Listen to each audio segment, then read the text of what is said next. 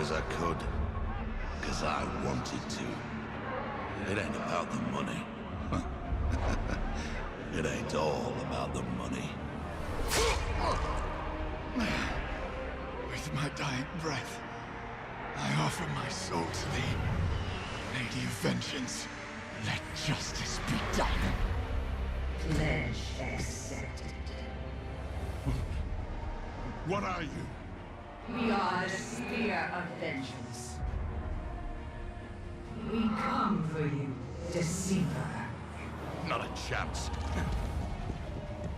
Innocent blood stains your hands. Open, Samuel! Your pockets overflow with the spoils of treachery. Take it! Take it off!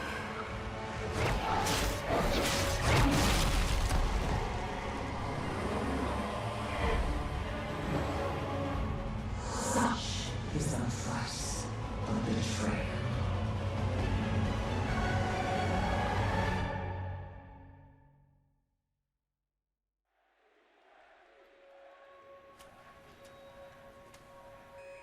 It's huge under pressure when this could be either your biggest, greatest moment, or, you know, it could be just another thing. And I'm trying to strive for the biggest, greatest moment. ¿Quieres uno como gamer que tenga la mejor experiencia del mundo? Que sientes emoción cuando ve las finales. ¿Él?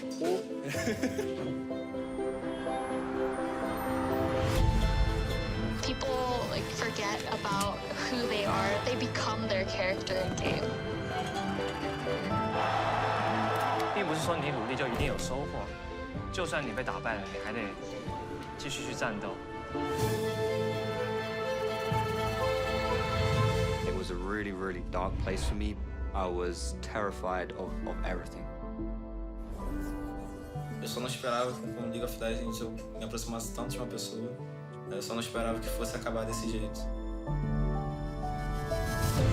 League of Legends community, me, everyone, all these gamers, we have your back. That's who we are, you know?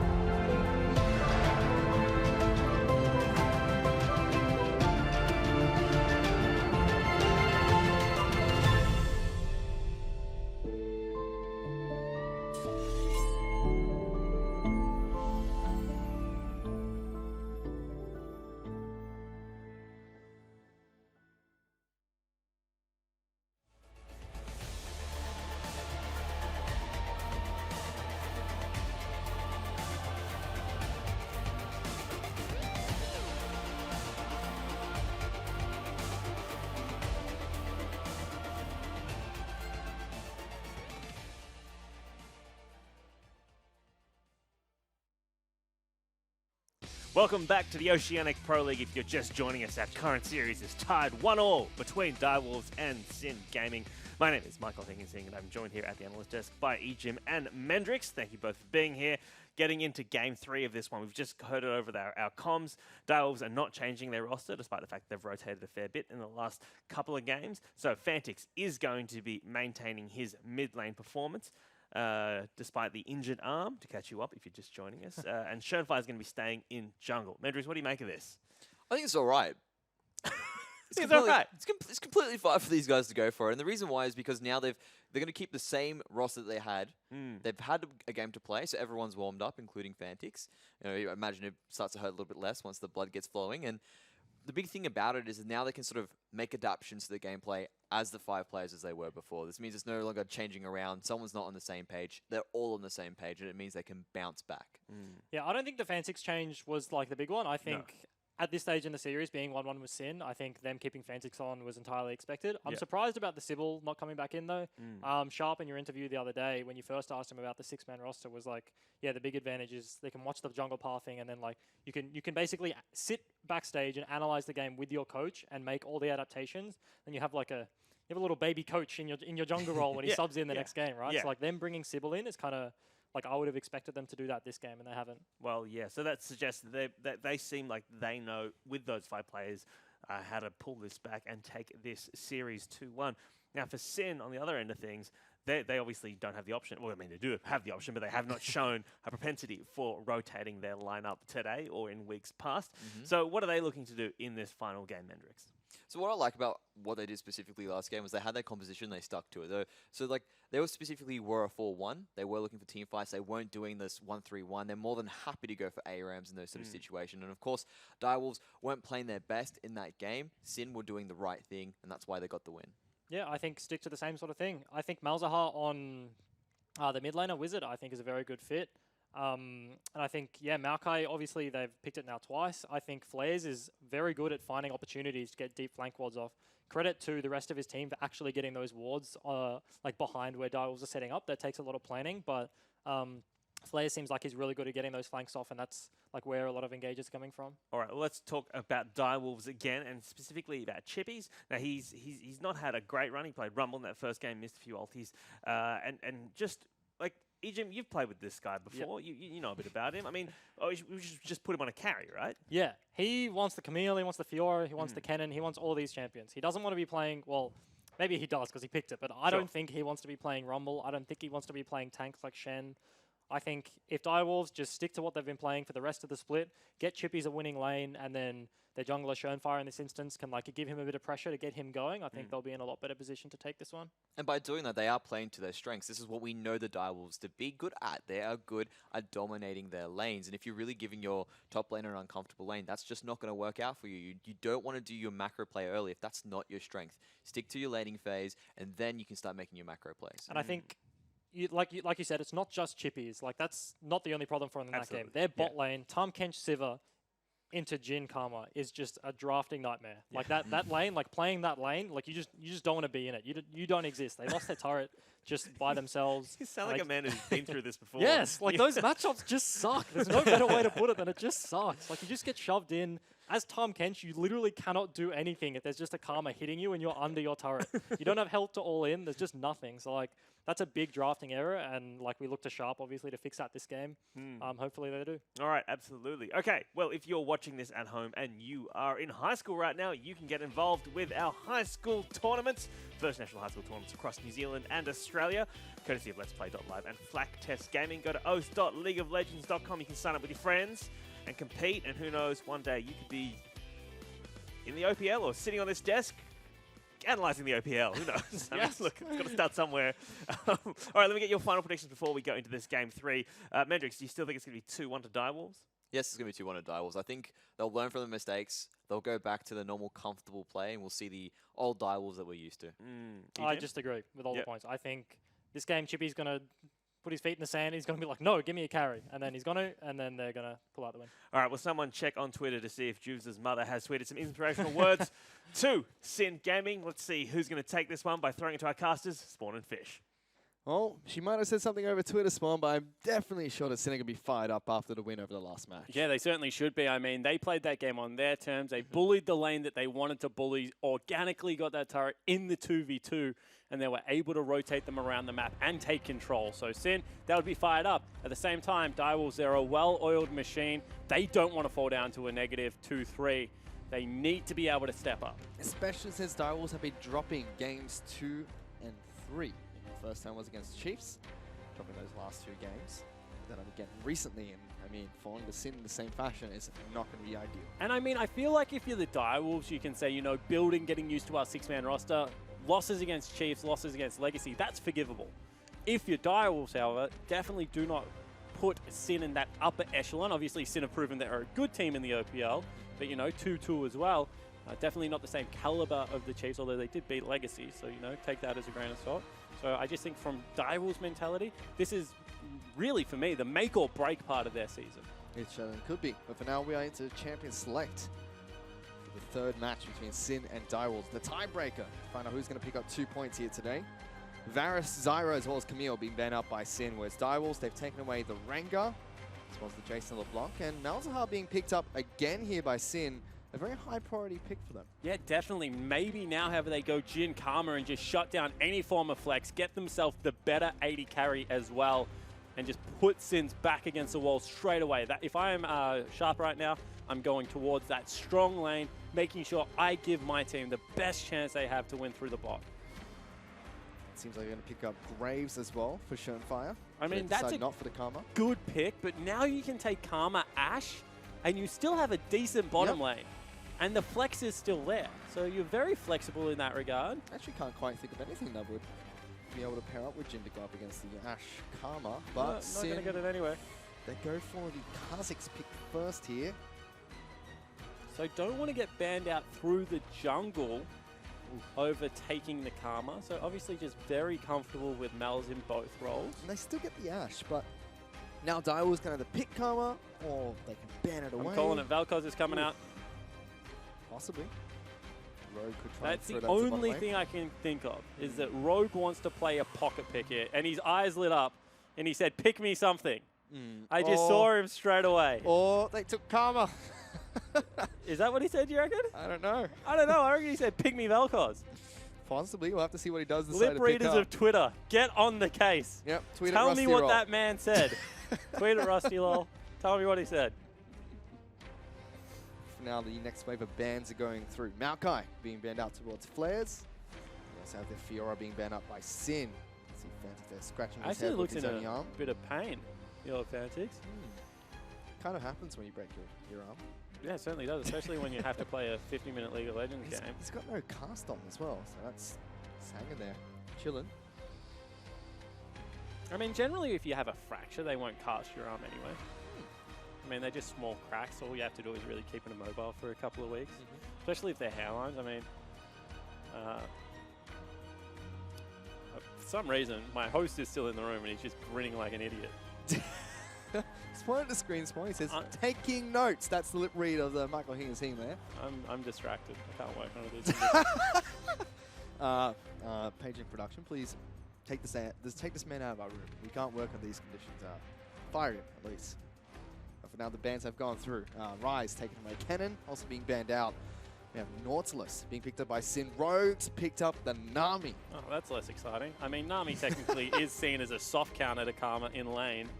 However, it doesn't really do all that much outside of lane to justify the pick, in my opinion. Well, Direwolves were able to take away the Corki. That should be heading into the mid lane for Fantix. And the final pick should be Chippies. They can give him Poppy up in the top lane to go up against Flair's Nautilus. And that's interesting because they take a tank versus tank matchup again. We actually saw the Kale hover.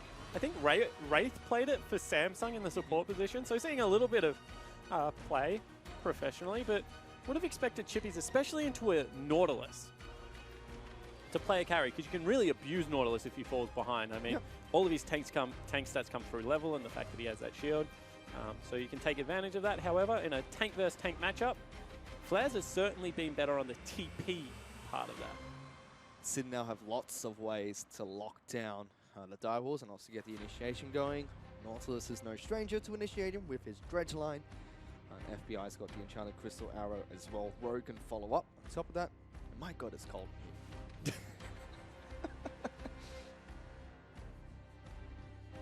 Well, yeah, Direwolves. Sticking to their guns almost. Still going for a very standard team comp. Schönfire is going to be picking up the Graves, which is a lot more prominent in the current meta. Let's see how he does with that champion. Yeah, I think Graves is the best jungler. Schönfire said he wants to stake his claim as the best jungler in the OPL. So, I mean, he's got the champion to do it this game. See whether he is actually able to carry it through for his team. My kind of concern, however, is a lack of engage. They've got the curtain call. They've potentially got a Poppy, but she really needs a wall to be able to set things up. On the other side, I mean, you have Malzahar, you have big tidal wave coming through from Nami, you have huge flanking Nautilus that has so much CC built into his kit. So I think that really, at this stage of the game, if we see more 5v5 team fighting, and let's get realistic, that's all this series has been about, big 5v5 team fights, then Sin is starting it off on the right foot through this draft. Yeah, it certainly have. They've definitely changed things up. Hopefully we'll be able to get some thoughts from Bensor later on as we go into game as to what they've done to adapt into this one. Direwolves kind of sticking to their guns. We saw Sybil play Graves in game 1. This time Schönfire's got his hands at it for game number 3. But actually, let's get a chance to talk to Bensor because he's standing by with Hingers. Thanks, guys. I'm here with Benson. We got cut off last time. I apologize for that. But got to go to the action. Now, I want to start by asking you, as the coach of Sin, when you look at the rotating lineup of Direwolves, how difficult is it for you to kind of change midway through a series to adapt to what they're playing? Well, we didn't really come in expecting Shern to play mid necessarily. We expected Fantix to play. We knew Shern had a pretty small champion pool if he was going to play mid. He wasn't very impressive in the game that he did play, but I don't think Fantix was much improved in the game after that either. All right. Well, congratulations on that win in game 2. But going into game 3, we look. You've used that flex Malzahar pick that I guess Sin. It's become a staple kind of Sin. Do you think 7.3 has changed Mal's much? Yeah, it's definitely affected mainly his laning in bot lane. It makes it changes the matchups a fair bit because he can't block skill shots as easily with his Voidlings. But once he gets level 6, he's relatively the same champion, and you can do the same thing, so he fits into the same team comms. All right, so after going through draft, you're pretty confident about this game 3? I think we've got a pretty similar draft to what we've drafted the other 2 times. I think we've looked pretty good in the other games. I think Caitlyn didn't work out too well, but Ashe is fairly similar to Jhin, so we can do similar things with that too. All right, well, thank you for speaking to us, and best of luck. Well, right away, there's going to be action taking place here. It seems as always when we talk to Bensel, something's going to break out on Summoner's Rift. No Summoner's being Archie Sunfire burnt his flash already, but they're fighting over the red buff. Juice is going to take it down and hit now level he's 2. level 2. He can potentially fight. Instead, they just back away. Okay. That's interesting. No flash on Shern. I think Flares took his W first, however. So maybe didn't have the cooldown there to be able to utilize that. It seems like Juice has scrubbed off the "Don't be a bitch" motto from his whiteboard, but for now he's going straight towards Fantix. He's going to get some good damage down. He has to flash away. Exhaust being used as well. And just like that, he's put it back up. Exactly right. So a very good gank at the start of the game coming through. Double summoner spells down mid-jungle duo, and you expect that maybe Juves can repeat gank. Because if the jungler doesn't have flash to counter gank, if Fantix has no summoner spells, you can really punish that lane. Good start from Sin, nice and early. No major gold lead off the back of it, but that's really what can they do with the little advantages they picked up so far. We've seen this a few times already. Graves is... Sin takes the red buff on a one-on-one battle and almost goes down. But Graves is a very healthy jungler. He's more than happy to, just move around the camps, fight the ones that are easy to kite. So he should be fine, just a little bit slower to kick things off. Yeah, and now FBI all of a sudden caught between a rock and a hard place. That's a crit shot to the face. Not going to be, a bouncing bomb on top of that. And FBI, a great wicket keeper. Able to catch everything. Pretty much. Any cricket teams need him, just give him a call. Once again, you're going to have to really do some research on other Australian sports. We are out of cricket season, my friend. Big Bash is over. Test squads are now over in India as well. I mean, you're going to have to find something else to grasp at. I've got nothing. Is the Australian Open still going on? They might be able to use a ball boy? No, definitely not. But they're just going to continue farming in this one lane. You can see the sustain coming out from Rogues enough to keep him nice and topped up. Already used that potion. Good bubble.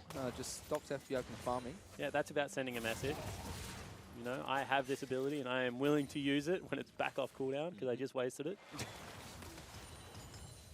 And this is one of the reasons that Nami's good, is that you don't have to pick the window like Karma does to fight in. You can actually just, heal up after the trade. Unless someone dies, you're going to be completely fine. Run meditation, get ebb and flow going. At the same time, the all-in potential is always there out of Jhin. Just because of the crit shot, Wizard just misses the cannon creep. Can we please not watch this lane? You get that crit shot, you're able to all in the Ashe flash on her, things like that. So we'll see whether that does become a huge impact. Ooh, he's found the Shernfire. It's got double buffs as well. Shernfire Still has no flash. Get him, Juves. Shernfire's doing the right thing. He's actually walking the long way around, so he's not going to bump into him. Juves must know now. Let's put down a control ward. Shernfire's going back to base, and there's not much Juves can do here. So instead, he's going to walk back out. Doesn't go towards mid lane immediately. Now we'll find Fantix recalling. Has Valk available, so Juves like ships in the night. Just pass each other by gently.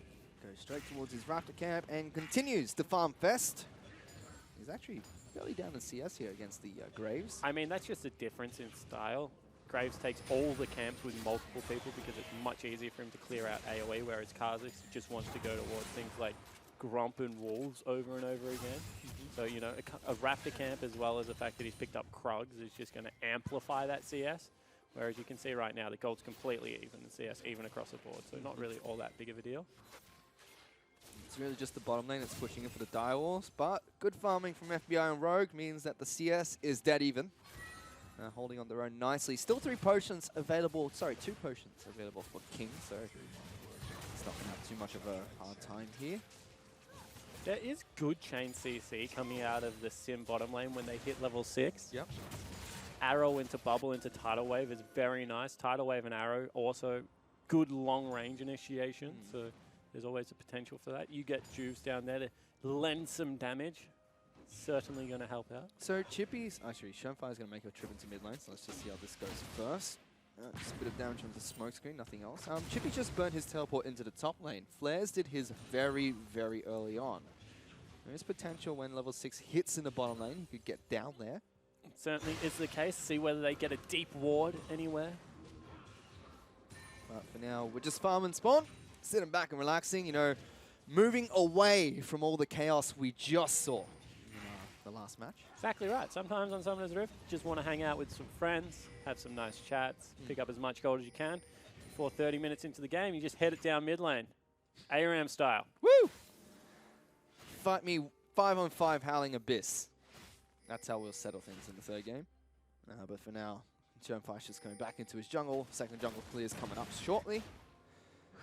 And these 2 tanks are going to have at it. Ooh, Flair says, fight me! We see this in a lot of tank fights, actually, is the fact that he's taking Courage of Colossus again, Flares. This is confusing me, by the way. It's been nerfed so many times that I thought we wouldn't actually see it played anymore, but apparently we will. It gives you a bit of a weak laning phase. I mean, good trade windows when it's up. I mean, if you're the sole tank and you dive into a team fight, you become very beefy late game. You do. Late game at scale as well. So if they think it's going to 50-minute territory, if we're going the long haul to 6 items, then eventually it will come out well. I mean, a good example was the one team fight in game 1, where Sin had flares delivered by a Rise ultimate, and they lost the game. They lost the game, but he was able to tank up 4 members for a long time, just after the Courage of the Colossus shield alone. So it does show the prowess of the actual thing, but they did lose on the back of a big equalizer from Chippies to kill people. Shunfire started up his blue buff, it looks like, on top of a ward. Actually doesn't start up the blue buff itself, just took out the control ward. Thought that maybe Sin would head over there to try and contest. So, level 6 in the bottom lane for Sin. FBI's got mana. King is out. Still sitting on potions though, and the teleport advantage is in favor of Sin. I've actually watched players move back a couple of times into Fog of War, but nowhere for him to teleport yet, so that should just fizzle out. So they're actually really confident they can get a free shop in here and not be punished. Waves are going to crash in the middle, probably slightly pushing back towards Sin. They need to get back nice and quickly into that bottom lane, however. Karma going to be able to help the Jhin push up. Does have enough for a bouncing grenade. So they're going to be able to make this hit. I mean, they win out on the CS by the wave, which is about, 6 or 7. It was a cannon crate wave, so 7. And they're up, 9 CS? So a winning lane so far from Direwolves, but just ever so slightly. And they do have the bully lane. I mean, Nami brings it back slightly in Sin's favor, but Ashe probably never really going to beat out Jhin anymore. Yeah, I mean, the good news for the Ashe is that it did crash in the cannon wave, so it does tank up more shots for her to pick up the remaining CS. It won't fall down too far behind. You see when the wave settles, it's about 4 up. Still good for King, and he gets the delayed shot, means he gets more items in. So you can see he upgraded his boots, serrated Dirk into double longsword. FBI still sitting on BF sword, double longsword, and boots. You can see they actually pinged out the ward in between the turrets. King has just walked past it. Ultimates are available. Teleport is up as well. If Chippies completes this recall, actually he doesn't, they stop it. Chippy's teleport is coming up shortly, so stopping the recall might help them out. Only has the Merc threads at the moment. Shunfire looking for a Cloud Dragon, and will have Fantix rotating down to the bottom side with him. So the play's gone. I mean, I feel like if you're actually Flares there, you just let Chippy's recall, leave the wave neutral, and teleport into the bottom lane and absolutely crush them. Instead, now teleport's going to be back available for Chippies. Dragon goes down, and Direwolves get the first meaningful objective of the game. As meaningful as Cloud Dragon can be, actually. Not all that meaningful, but it's an objective. So Fantix is just trying to farm out against Wizard in this mid lane. They've both got blue buff here.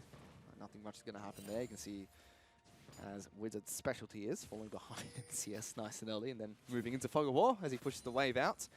FBI is still pushing up aggressively. They're continuing to ping out this ward, and Juves is in the bottom lane. So Flares will teleport now, and he is going to go for it. There's the arrow, dodged by King's Flash. No summon spell available for him now. Only has that heal to get away. It's teleport being matched here by Chippy, but King's being jumped on. First blood goes to Juves. Chippy slams FBI into a wall, but he's been exhausted. He's forced to flash away. Shernfire is making his way down, but Malzahar is cheating through the jungle. He's got to be careful. Yeah, is this a good path to take? All of a sudden, they've burnt everything to get into the bottom lane. You can see on on the player cam, King actually pretty distraught at that going down. Will mean that they lose out. Actually, no. Chippy saves the turret with that Poppycopter. The zoning ultimate from Chippies. I mean, there's always a threat that he knocks away the minions, and then you're sat there with no minions. All of a sudden, they're looking at mid lane. That's another flash being burnt. Flashes burnt across the board for both teams. Flares, FBI, Wizards still have theirs. On this side, Direwolves only Shernfire. So proactive play from Sin gives them an advantage to kick things off with just a kill. But most importantly, for the next 4 minutes or so, multiple members of Direwolves losing their flash. FBI potentially caught here. Take quite a bit of damage. Does not get locked down by Destiny. Shernfire is actually making his way around. Jumps over the wall. He's going to meet a Kha'Zix. Yeah, Kha'Zix is on top of him right now. Juice finds him. Shernfire going to get slowed down. Here comes Rogue. Bubble comes up. Flash is available for the Graves. Goes over the top. We'll get back to safety, but now Rogue's in trouble. FBI, take it, buddy. He can't. He splits the wickets at the end, but that's not going to matter too much. Yeah, exactly right. So a return kill coming over. King is a benefactor of that. Now running in on Juves. That's a big crit shot at this stage of the game. No armor yet picked up for the Kha'Zix. And you can see that King very confident in this lane, wanting to step forward. Ash Arrow is back available. And they can call back Juves to stick around. They're confident in making this one happen, it looks like. If they hit Destiny, I think they kill him. If they don't hit Destiny, I think that they die to King. But the play just fizzles out. They go back to base. So does the Karma. Destiny's having none of that. Fantix still in this mid lane, just farming up against Wizard. Nothing much happening between the two mid laners in this match. Juves has stuck around and cancelled his recall again. I mean, King has no summoner spells available, and Ash Arrow as well as Namiot was up. I feel like if there's ever time to just throw it, it's then. Of course, not knowing where Destiny is on the map, not knowing where Shern is, big question marks around the play. Gets it! That's as furious as these tank battles are going to go. Over a Scuttle Crab? A Scuttle Crab that, you know, doesn't hurt anyone and just wants to be left alone.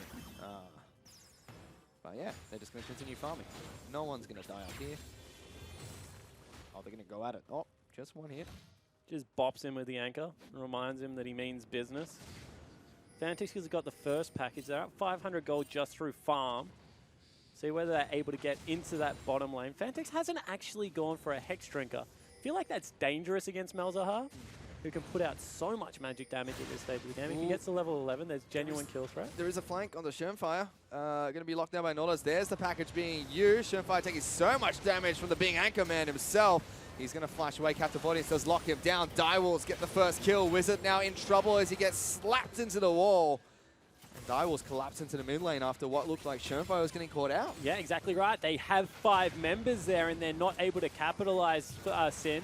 They're going to potentially pick up first turret, but they lose 2 members, so gold well and truly made up by Direwolves, and they're actually going to be able to beat them to the punch. Yep, they get the first turret in the mid lane. Bottom lane will eventually fall. Seems like they're giving the gold over towards FBI. I feel like Sin didn't push all that hard for that turret. Yeah. Didn't seem like it. Because it was on about 150 health. So, huge gold swing for Direwolves. They're up 2,000 now, and that's a really meaningful margin. You can see that Fantix goes back, actually gets himself a QSS already. So, all that kill threat gone. Big overextension from Flares looking for the play, and Destiny and King were already there. It just feels like an awkward timing as well, trying to get into the mid lane while Corki has the package available. Direwolves responding very well, making sure everyone's grouped up in that mid lane so they can respond to any gank presence.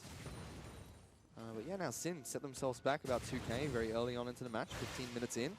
QSS already picked up by Fantix with the Trinity Force, so Wizards not going to have as much presence, kill presence I should say, in this mid lane.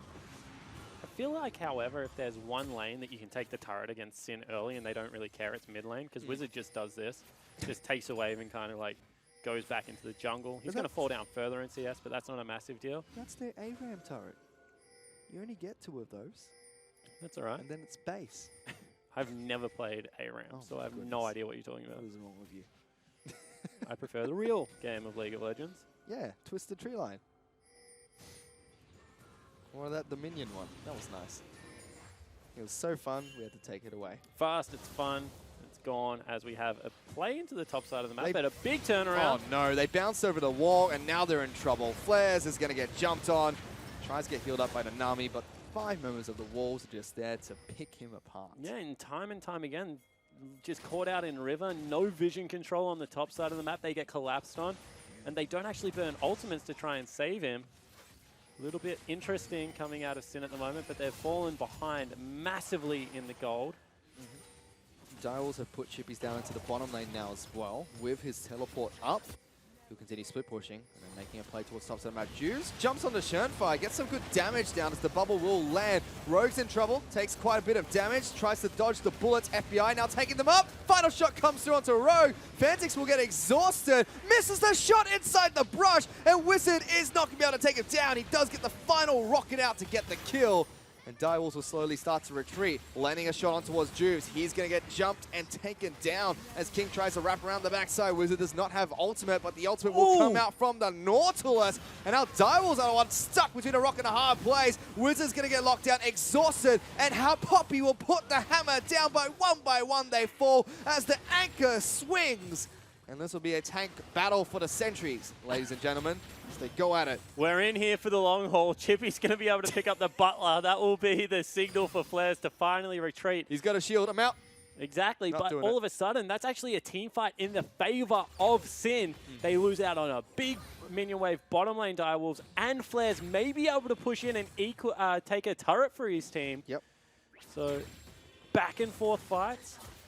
Ooh, FBI wants a piece of this Poppy. And a couple of big things. Fantix was a little bit slow on the QSS. Potentially the wrist is what I was actually trying to point out there. I mean, moving to hotkeys, you know, like the 4 or whatever it's located on, could be a little bit strenuous for a guy that's broken his radius or his honor. At the same time, King also was very up in that fight after initial curtain call and took a lot of damage from Wizard before having to flash over a wall. So let's continue to monitor his positioning because he's 4-2-2, and a lot of the gold right now needs to have an impactful game for Direwolves to win this one, and he's certainly capable of big performances. Arrow's going to come out, lands onto King. He's going to get locked down by Wizard. Silence as well, suppression comes out. Juves jumps in to get the kill. Shernfire's not going to fight, not going to go down without a fight though. Ultimate's going to miss, putting on his best Sybil impersonation there, but the turret will slowly be whittled down by Sin. Yeah, and they might actually even be able to pick this one up, and we just had spoken about King's positioning in team fights. He's underneath the turret by himself and just gets arrowed without flash. That's a big mistake by the Direwolves AD carry. Time and time again, being picked off. And now gold's even. It's 31,500 to 32,000. 19 minutes into the game. If it's spread out across multiple members, it's going to be not impactful at all. But Direwolves are still holding on to the lead they have. 2 Cloud Dragons picked up as well. I mean, worse than if it's spread out on gold members. Majority of it has to be over on King. He has 4 kills and 2 assists. So at the same time, if he's dead, it's even more impactful for it not to be there. You can see that, you know, a lot of utility coming out of Ashe at the moment. She's got Azil as well.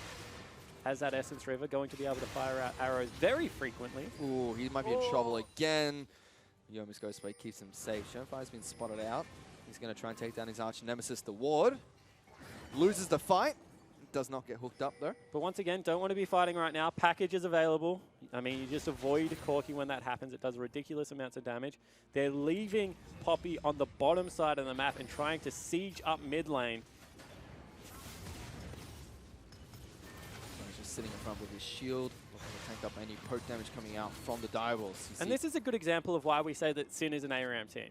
A normal team would have sent someone to the top side of the map. That's at least 2 waves sitting on the turret. Bottom wave also pushed in. So they've let go of so much farm. What they're hoping is you also match this ARAM.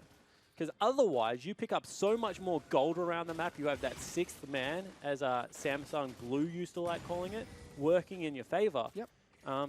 So they forfeit so much golden experience around the map, and they kind of degrade the pace at which the game's played. And that naturally puts them 1,000 gold behind again. I mean, the reason why the lanes are set up the way they are in League of Legends is it's the most efficient way to get gold in the early game. But you can see one more time, they're actually pinging out mid lane. They're letting top lane fall. It's only a tier 1 turret. Yep. And they want to challenge them to be able to take down mid. It's just Fantix, no package available. Ooh. Arrow is going to whiff. Jude's going to take a lot of poke damage. Shonefire trying to wrap around the backside. Bubble comes through, but dodged by the quick draw. Now they make their way towards the bottom lane, forcing Sin to run halfway across the map. They ping straight to Baron. Forcing them to go towards Baron. This could be a race towards who can do Baron versus who can get into the base first. Ooh, split decisions. They send 2 members back. Teleport is available. This is a slow Baron one more time. Juves can technically get in there. Teleport coming out. They're looking for the fight. Direwolves have 5 members strong, but have tanked the Baron debuff and quite a bit of damage. Chippy's looking for the ultimate, knocks him out of the pit, but here comes Juves jumping in, going in. Who gets the spike down? It will be the Direwolves. As it was Shonefire that picks that up, flares down the backlines, takes down Destiny. Fantix is next to 4, they lock down Shonefire on top of that. So 3 kills for 1, trading the Baron buff over. Yeah, it certainly is. So maybe a win there for the Direwolves. 2 members surviving. One of them is Chippy's with the teleport, and they have that advantage. However, that is still such a bold call. I feel like if Juves just waits with his team there, they weren't going to burst it down anytime soon, and maybe Flares could have got back. However, you know, no point speculating right now as Direwolves 2,000 gold in the lead with the Baron buff and still on their teleport user.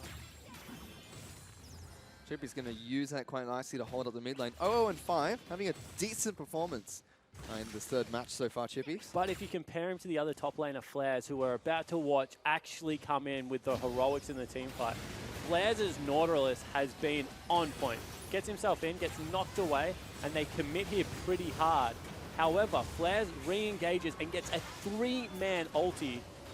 Able to get the knockups going. Shern gets gets ulti there. Should have just flashed the wall earlier. I mean, he had flash available. Juves forced to go in early, try and steal the Baron away. It was a heroic play. In fact, did all of them have flash available? I believe so. Oh, I'd have to see it again, but I believe they did. Might not be the most accurate decision to take my word for it. But yeah, it looked like Sin had split decisions there. Direwolves like, we're going to Baron. They're going bot lane. We're already top lane. If we try and chase them halfway across the map, I'm not going to make it. Let's try and trade objectives. And Sin were like, Wizards, we want to do both. Wizards stay? No. FBI stay? Flares stay. Rest of us go back. And if they were all at the same time as Juves, they might be able to get a good initiation off there. Oh, yeah. So everyone had flash available apart from Fantix, so that is a strange call. Destiny in trouble. Juves going to get some damage now. Tidal Wave comes out. Good burst damage from Shonefire. Now Flares looking for the initiation. Shonfire's been locked down by multiple points of crowd control, but he's going to be the first one to flash out. As a curtain call gets all the shots into the tanky frontline member of Nautilus. They kind of just disengage. That's all they wanted. They go in really hard and make the teleport come through. Okay. So all of a sudden, Chippy's, who has Baron buff and is split pushing, has to join the rest of the team. They stop the split push going on, and now they're going to have a window where Flares has teleport available and Chippy's doesn't. And we've seen time and time again this series that Flares has beaten Chippy's out in the proactivity which he's willing to burn TP. Ooh, they found Juves though. He's going to get locked down. Ooh, fat flashes into the wall, forced to hop away on top of that. But Sinner still going for the engage. Fantix going to get locked down. He will die to the malefic visions of Wizard as Flares tries to tank up every bit of crowd control possible. Ooh. Good damage over the backside of the Direwolves. And they're still trying to retreat. FBI has flash and nearly arrow back available. He's leading the charge. Chippy tries to jump back in though, wants to go for the fight. Bubble comes out to zone out the rest of the Direwolves. Chippies will fall first, but he tried to take down Juves with him. There's the captive audience, jumped away. Flash forward for an FBI, gonna land onto Destiny. As King sidesteps that one, flashes away in fact. Now they're looking to try and push for more turrets. Yes, so all of a sudden, Sin able to pick up another team fight. It's just Flares that falls down. Everyone else on such low health, able to survive. You can see Wizard wants the mid lane. Everyone else wants that Infernal Drake that is alive. Ooh. Tanks up the final shot with his passive, and Juve says, I see your 2 Cloud Dragons, I raise you an Infernal. And throw it all out the window. Gold doesn't mean anything. I mean, pretty much dragons don't mean. This is just a game of who makes the mistakes and who capitalizes on them. Because right now, Sin are just punishing every little overextension. They think they have Juves. In fact, he flashes into a wall and has to hop out. But at the same time, Fantix, too soon on the QSS, gets locked down, falls, and it bounces to King, the worst member, because now he's continually being slowed, can't get into the fight the way he wants to, and with those big Void Spikes going across, none of the Direwolves are confident in fighting, apart from Chippies, and time again, we've just seen hesitation from the rest of the members on Chippies engage. He's left by himself, he falls down, and Direwolves lose the team fight. And they almost died there as well through the silence of Wizard, forcing him to back away. But they will be able to get out of that one alive. I mean, it's scrappy, it's dirty, it's Sin versus Direwolves here. And it's gone to game 3. Both of them sitting at 2-2 on the ladder. Direwolves a little bit further up, as they believe they've taken, both games they lost, they've taken a map. To get points for that. Sin might have actually been able to do the exact same thing. But for now, Direwolves still looking to see where they can push their advantage. Still about 2,000 gold up. And a turret down, so a single team fight could mean they could swing the goal lead in their favor. Yeah, definitely could. However, teleport advantage right now is with Sin. You can see maybe 1 or 2 deep TP wards that they can go towards. Also heading towards the top side of the map, so wanting to draw Direwolves into another reckless team fight. All of the CC is there for Sin to be able to win these team fights. I mean, it really does come down to execution at this stage of the game. And of course, coming up, Direwolves actually looking for a fight. Rogue forced to use the ultimate. FBI is going to take up a lot of the shots. Juves dies, so does FBI. The Direwolves get 2 picks off of that. Rogue flashing there actually just kills 2 members. Because they can't flash away, and he's actually been caught. Yep, Chippies is trying to lock him down. Rogue's gone, and that's 3 members of Sin dead. They get absolutely nothing out of that. So he burns the flash away, and it means that the next bullet hits FBI. Oh, Shern. He's dead. Have one on the house. So Wizard gets 1 return kill. Everyone else collapsing now. Flares looking for the turret. You're going to have to overcommit for it, I think. All right, it's the Solar Laners buddying up here, trying to take them all down. Chippies is chasing on towards Flares. Wizard throws out a Voiling, looking to try and get some extra numbers for this big old fight. Destiny actually taking a lot of damage. Oh, Flares is going in, pops the ultimate. He's gonna be able to live with a sliver, but now Fantix is the target. Flares is unkillable. He says, let's go, boys. My mid laner might be dead, but I'm still here. No mana, flashing on forward. Big old courage of the Colossus. I'm still gonna die, but at least I'm a man. Going down with a fight. So they burn all the summoner spells only to turn around and try and fight. And Destiny just lives through the damage, as does Fantix, who had to use Exhaust. Ooh, that was close for a 2v3. However, it does coincide so well with the Baron respawn. This should be the Direwolves buff for free unless something really goes wrong. 20 seconds. They actually have to do it quite quickly if they want it. They're looking to try and push up mid lane first, it seems. King and Chippy's getting that one going. Juves is being a nuisance in the back line, and the rest of the Direwolves are making a beeline towards that buff. They will be spotted out by good wards that were placed down by Sin earlier. And there's so many wards behind the pit. So what that means, opens up. Call comes out. Juves trying to escape the range of that tidal wave will cancel it, and Destiny's like, I'll chase you down. That's very aggressive from Destiny. I mean, Juves can turn around and just blow him up. And the timing's gone. I mean, they can no longer do it.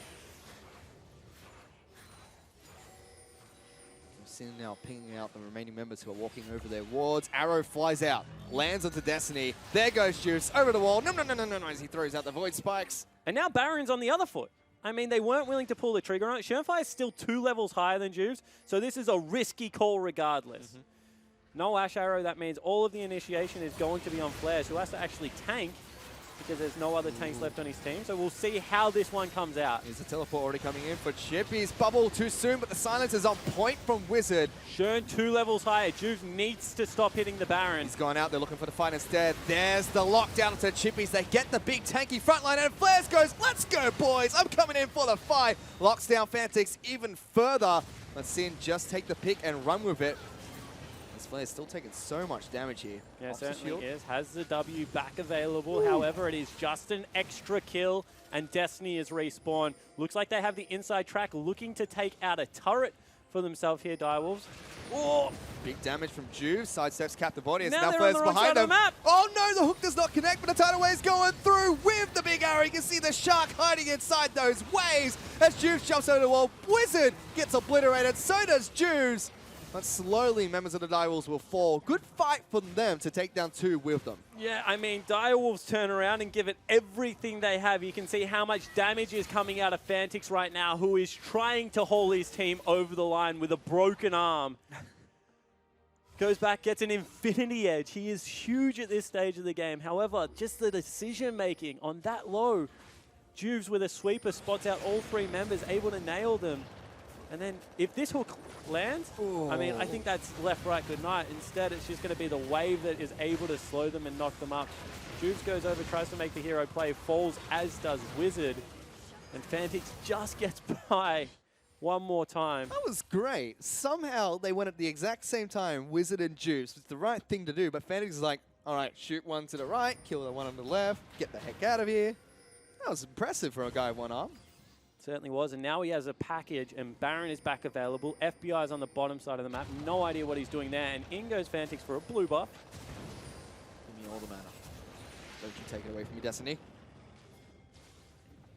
Chippy's also close by in case he gets into any trouble. He's picked up an Iceborne Gauntlet. In comparison to the Frozen Heart by Flares, he should have a Gauntlet with the way he's playing. He's in the I mean, backline he's just happy people. to be a brick. And the base damages out of Nautilus is still pretty high. I mean, attack speed reduction onto 3 members that rely on auto attacks is pretty impressive. But FBI is going in with the arrow. Curtain Call gets popped. Wizard in trouble. He's taking a lot of damage. Juice is trying to tank up this one. Oh, he threads the needle in between Rogue and FBI to snipe out the mid laner from Sin. However, still a big ultimate available from Flares, and Fantasy stepping forward. They're very low in health and need to be careful here.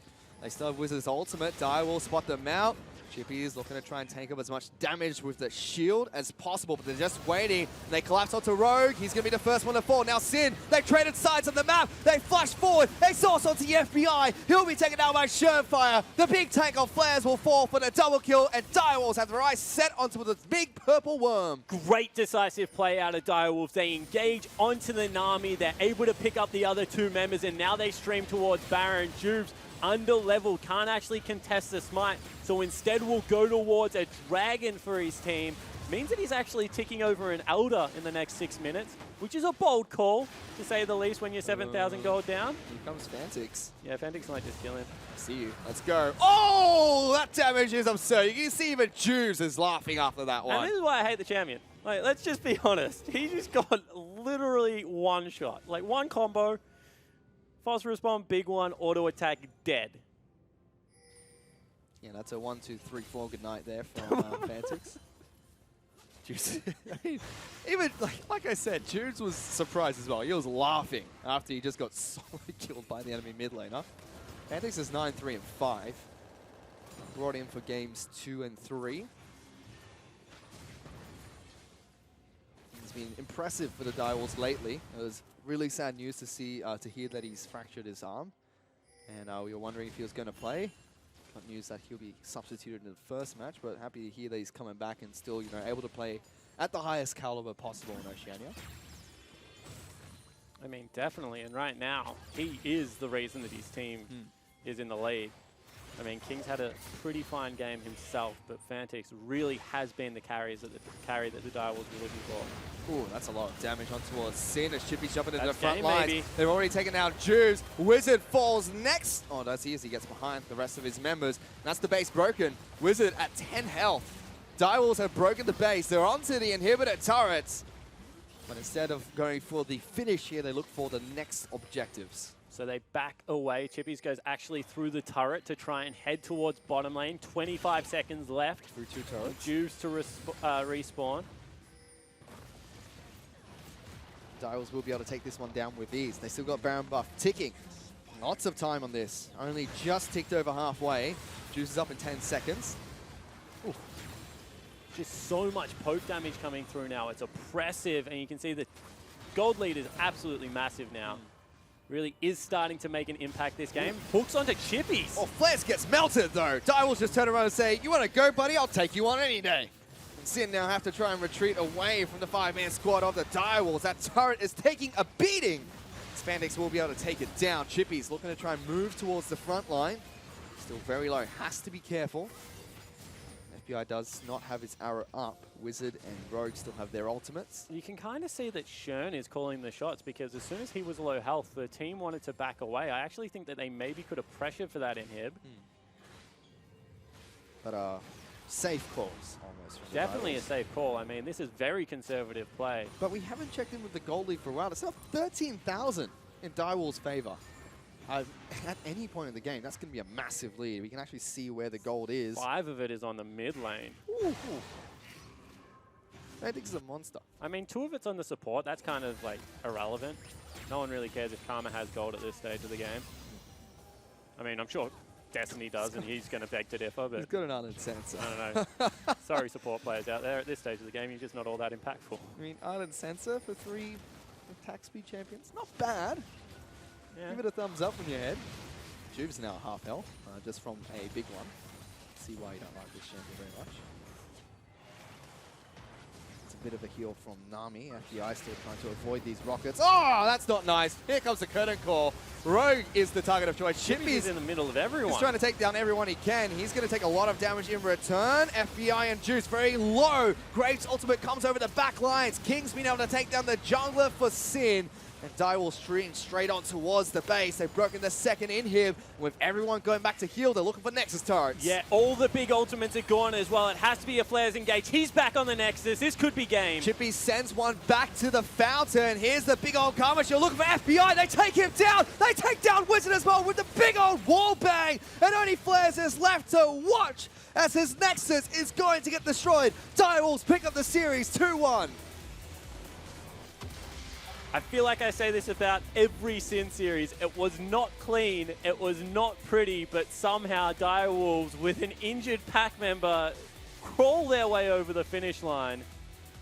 Fantix came up massive in games 2 and 3 for his team. I mean, Wolfpacks actually walk with the injured members in front so the pack can keep behind them.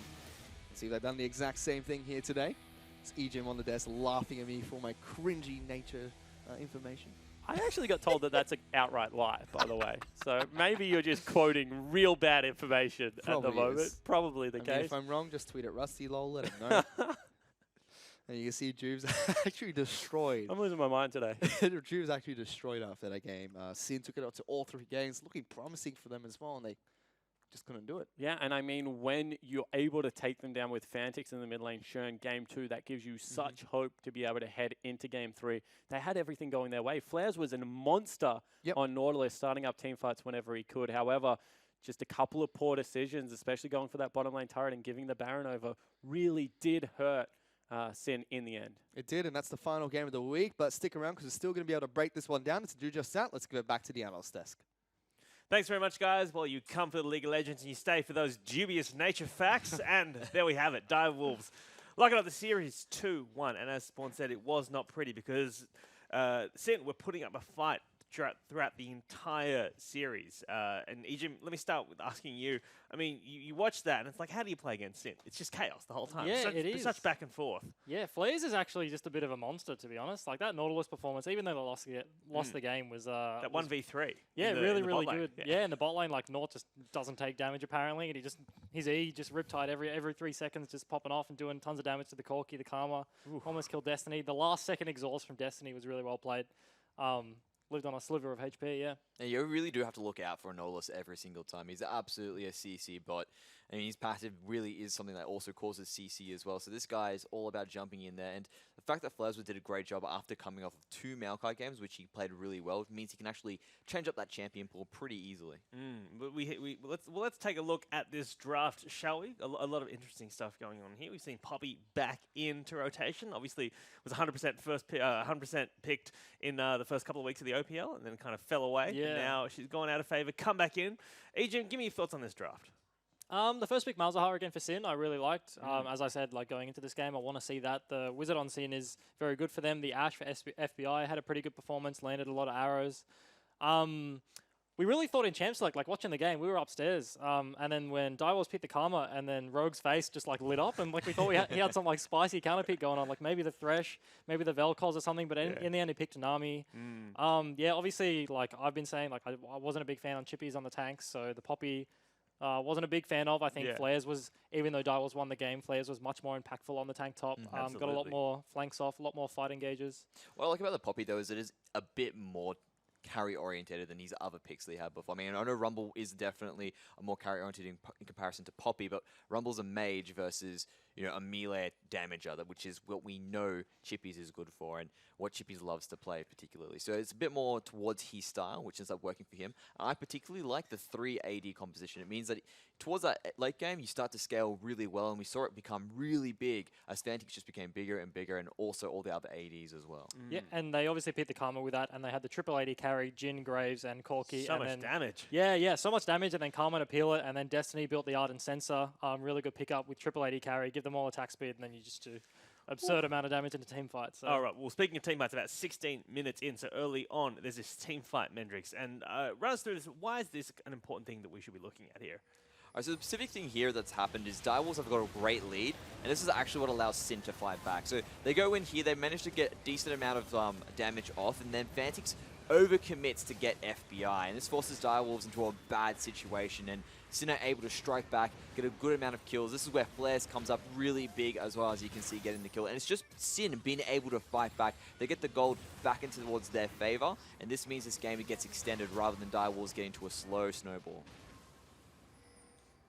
And here we go, I don't know, like Nautilus just rocking out, Destiny gets done. Wizard got the exhaust there and then gets roasted by Poppy, but it's just these team fights go for like a minute Yeah, with Sin. Like it just keeps going. There's just no one backs out. And then it's just Nautilus and Poppy just sitting on full HP right at the end. Like the tanks haven't taken it. Everyone else is dead, and they're just walking around whacking each other with all the attacks. Good target priority, right? Yeah, you don't want to do damage on the tanks. Yeah, pretty much. It was such an ebb and flow game. It was just ridiculous. I mean, towards that 29 to the 30 minute mark, I could have sworn there was a team fight that just kept on going for 3 minutes. And it was just simply people respawning and then them fighting again afterwards. It was ridiculous. Well, Mendrix, talk us through this Baron fight that you were saying was, again, a decisive moment in the game. Okay, so we're coming into this here. Now, this is something that could have gone either way for both teams.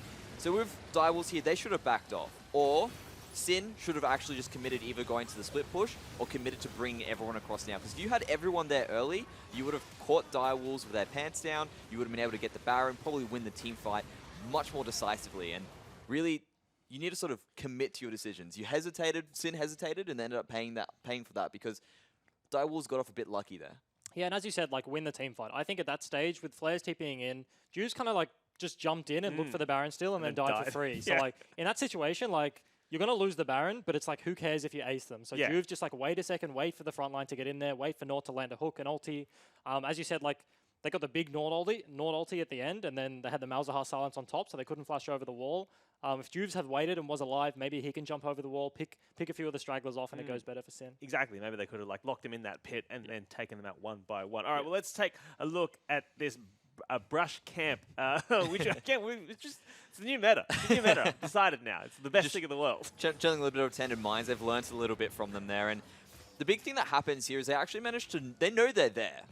But like, it's just too hard to go. Like, they've got no choice. Sin's like, okay, we either try to run around this and see if we can get towards the Baron and get some control there, or fight.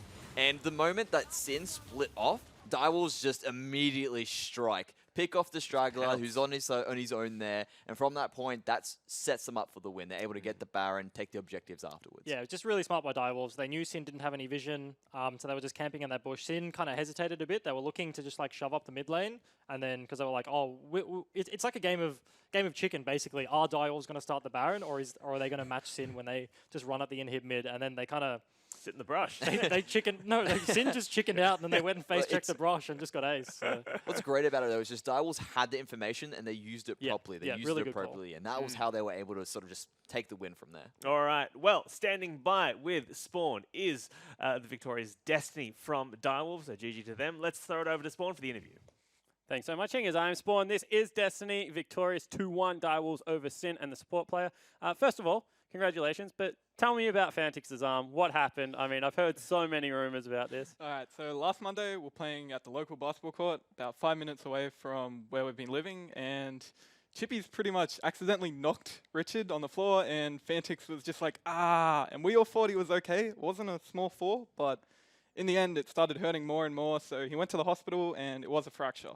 So, but now he's been playing League, and it's still okay, so hopefully it's just recovering over the next few weeks. All right, cool. So thoughts with Fantix. Hopefully his arm gets better, and I hope that sorry, Chippies is now on like lunch duty and stuff, try to help him out there. I want to go back to the Sin game because that's a sloppy game of League of Legends, and I know that you guys are pretty rigid and want to play very structured League of Legends and believe in your approach to it. What is it exactly there that makes Sin's game so, you know, slapdash and messy?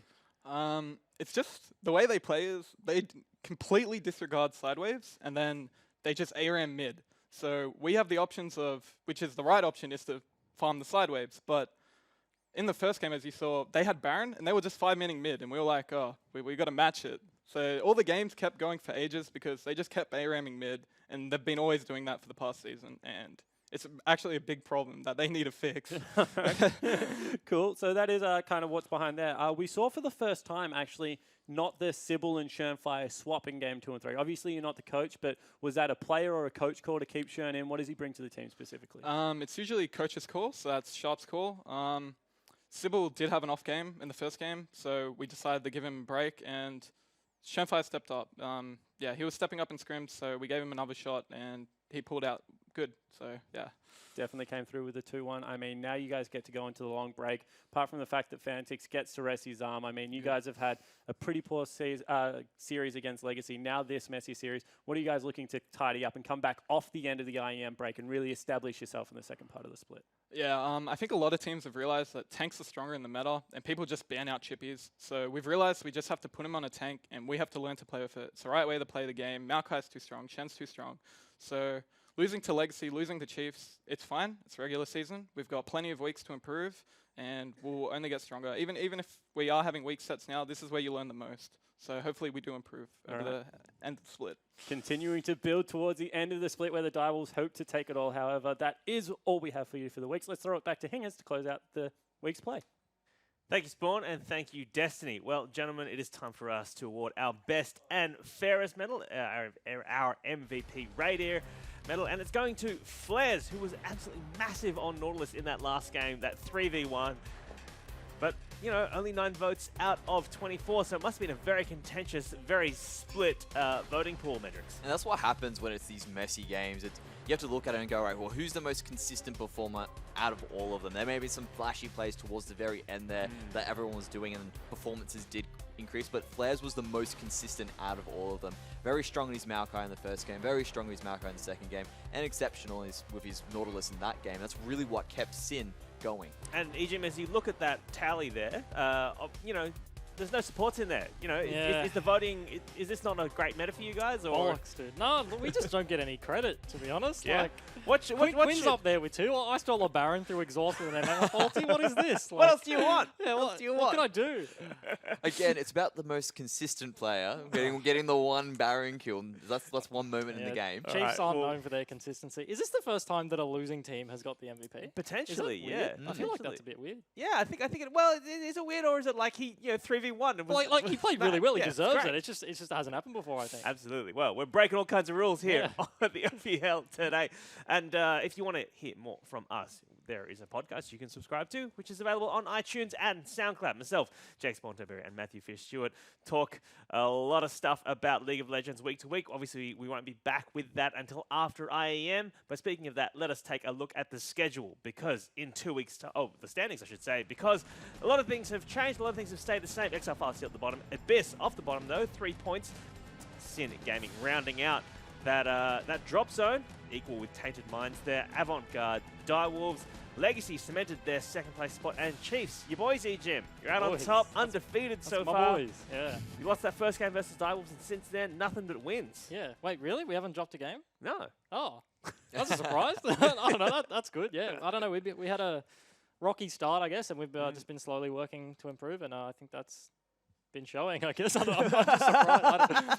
I don't think about it like that. I just rock up on the week and I just play the games. Play the and games. it's Don't just even care about the standings, man. I'm just yeah. Well, like actually true. I think although the standings this year are more important than they've ever been because of the Gauntlet run. Like I've legitimately never cared about like the standings in the middle of the split. But now, other than that one time we didn't have Swiffer on the roster and we almost didn't make playoffs, right? But other than that, I just have never looked at the standings and been like, oh, we're not first. Like that's a problem. All right, well, let's take a look at the schedule for in 2 weeks' time. After IAM, we'll be back, and it's a massive weekend of esports. Abyss take on Direwolves, Exile 5 versus Sin, Avant-Garde take on Tater Mines, and then El Clasico, baby. Ooh. Legacy versus Chiefs.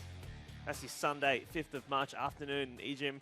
I mean, after this weekend's performances from you both, you're both looking very, very strong, Legacy and Chiefs. Give us a quick, spicy preview of that match, though. Spicy preview. Chiefs bot lane, double kill, level 1. There we go. Go, tower dive. They're gonna face check my Malzahar, and they're just gonna die to the Voidlings. They're gonna forget all their knowledge they've ever known, and they're gonna fight my Voidlings, and I'm gonna win. Well, there we have it. All right, that is the settings, and that is the schedule. So that is all from us here. We'll be back in 2 weeks after IEM. I'd like to thank EGM. I'd like to thank Mendrix for being here today. My name is Michael Higgins, and we'll see you next in 2 weeks. Bye. Dodged by King Splash. No summon spell available for him now. Only has that heal to get away. It's teleport being matched here by Chippy, but King's been jumped on. First blood goes to Juice. Rogue's in trouble. Takes quite a bit of damage. Tries to dodge the bullets. FBI now taking them up. Final shot comes through onto Rogue. Fantix will get exhausted. Misses the shot inside the brush. And Wizard is not going to be able to take him down. He does get the final rocket out to get the kill. And now Direwolves are one stuck between a rock and a hard place. Wizard's going to get locked down, exhausted. And how Poppy will put the hammer down by one they fall as the anchor swing. Chippy's looking for the ultimate. Knocks him out of the pit, but here comes Juice jumping in, going in. Who gets the spike down? It will be the Direwolves. As it was Shenfire that picks that up, flares down the backlines, takes down Destiny. Fantix the next to fall, they lock down Shenfire on top of that. So 3 kills for 1, trading the Baron buff over. Fine, Destiny taking a lot of damage. Oh, Flares is going in, pops the ultimate. He's gonna be able to live with a sliver, but now Fantix is the target. Flares is unkillable. He says, let's go, boys. My mid laner might be dead, but I'm still here. No mana, flashing on forward. Big old courage of the Colossus. Oh no, the hook does not connect, but the tidal wave's going through with the big arrow. You can see the shark hiding inside those waves as Juice jumps over the wall. Wizard gets obliterated, so does Juice. They collapse onto Rogue. He's gonna be the first one to fall. Now Sin, they traded sides on the map. They flash forward. They source onto the FBI. He'll be taken out by Shenfire. The big tank of Flares will fall for the double kill. Chippy sends one back to the fountain. Here's the big old karma. You're looking for FBI. They take him down. They take down Wizard as well with the big old wall bang. And only Flares is left to watch as his Nexus is going to get destroyed. Direwolves pick up the series 2-1.